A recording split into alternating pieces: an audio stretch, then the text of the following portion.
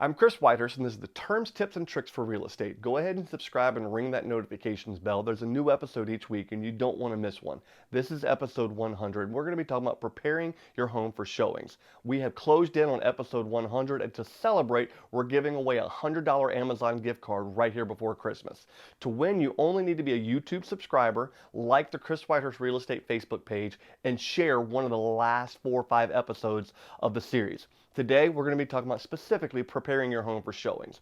Part 1, check the curb appeal. Your buyer is going to be standing and staring at the exterior of your home while the agent inevitably fumbles with the lockbox. Make that first impression pop.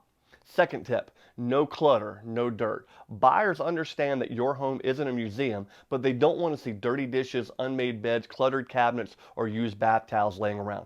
It doesn't seem like much, but a quick glance of the kitchen, bathroom, and bedrooms before you leave can go a long ways. And speaking of leaving, number 3 is really important. I know why you want to be there, but there's a few things that I think there are fewer things that I think turn a buyer off more than when a homeowner is still at the house during a showing. Leave. When you're there, the buyers feel rushed. They feel untrusted, and it's really just a little bit awkward. The buyer's agent is going to protect your home as best they can. Take a ride down the road so your buyer can see their new home and not your current one.